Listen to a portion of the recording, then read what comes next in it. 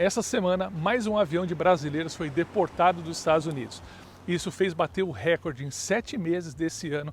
Já foram quase 2.500 brasileiros, é quase 70% a mais do que o ano passado. E o que está acontecendo? Bom, várias coisas, né? Com o governo Biden assumindo, criou-se uma imagem de que ele seria mais tolerante com os imigrantes, inclusive os ilegais, o que nunca foi verdade. E aí muitos brasileiros entraram nos Estados Unidos pela fronteira do México. E aí tem duas modalidades. Tem aqueles imigrantes que vêm, atravessam o deserto, conseguem chegar em uma cidade americana e se estabelecem, começam a trabalhar e ficam ilegalmente, e aí vão ser pegos depois.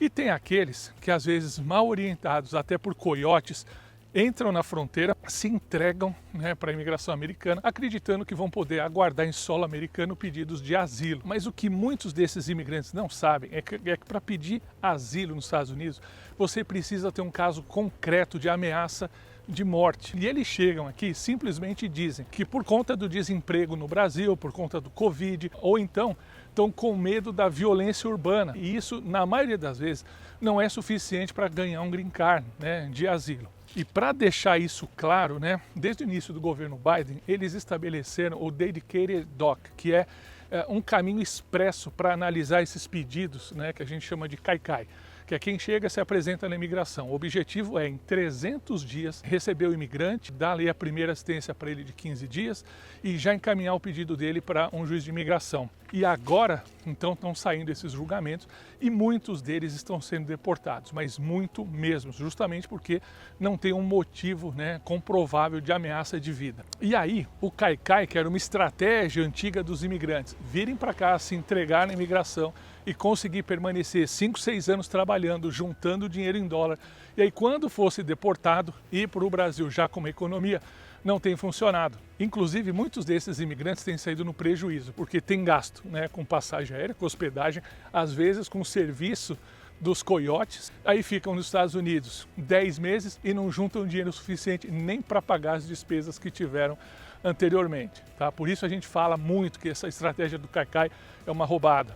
O governo Biden também tem intensificado fiscalizações, inclusive faz um mês mais ou menos, prendeu uma quadrilha no México que alugava crianças para os imigrantes passarem pelo CAICAI, porque existe uma lei de que se você está com criança, você vai ter um tratamento diferenciado, não vai ser deportado sumariamente, mas tem resolvido pouco e fazendo isso é uma fraude, é um crime, tira todas as suas possibilidades de legalização no país. Mas o título desse vídeo vem, porque lendo essa reportagem num dos jornais locais aqui, eu achei muito interessante que a Polícia Federal relatou um caso de uma brasileira deportada para o Brasil recentemente, que afirma ter sido denunciada pela conhecida, pela vizinha, para roubar o emprego dela, E isso realmente acontece bastante. Você sabe os principais motivos de denúncia? Olha, o primeiríssimo deles é desentendimento afetivo amoroso, ou seja, brigou sério com um amigo ou com a namorada, com o namorado,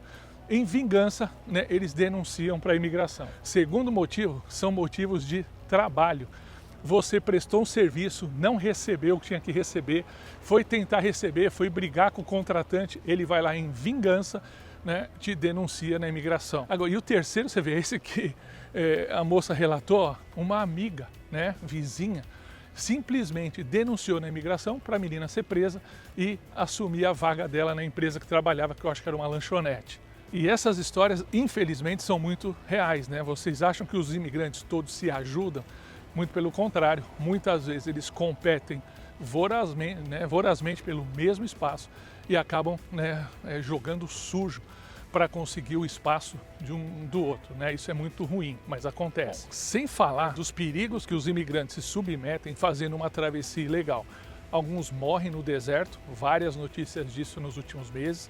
Alguns morrem afogados, tentando atravessar o rio. Mas quem consegue chegar, que é capturado pela polícia de fronteira, denuncia que recebe um tratamento desumano. A polícia se defende, fala que é um tratamento digno dado para presos. Lembra? Não é um tratamento para turista entrando nos Estados Unidos. Você foi preso cometendo um ato ilícito. Então você vai para uma cadeia, você vai ter que se dispor, né, de todos os seus pertences, vai vestir um uniforme de presidiário, vai receber uma comida de cadeia, né, sem muita opção, sem muita escolha. Reclamam muito, né, que a cadeia é gelada, né, por causa do ar-condicionado, e eles não têm cobertores, não há colchão suficiente para todo mundo. E tudo isso é verdade, né, por conta da superlotação. E que eles são tratados, né, com brutalidade, com certa brutalidade. Afinal, são ali guardas prisionais tratando prisioneiros. Depois, quando são liberados, né, ou então quando são deportados e vão pro seu país de origem, no avião vão todos algemados, né? Esse avião que é fretado, não tem serviço de bordo, não tem água, não tem amendoim, não tem comidinha. E o pessoal fica um pouco indignado com isso, mas deixa de pensar que esse voo não é o voo que ele pagou da companhia aérea para trazer ele a passeio para os Estados Unidos. Ali é um voo de deportação. Aliás, quem paga por esse voo é o governo americano. Então, ele vai tentar fazer isso no menor custo possível. A vida do imigrante ilegal, né, principalmente quando é pego, quando é deportado, ela é muito dura. E por isso que eu falo sempre, olha, evita essa situação.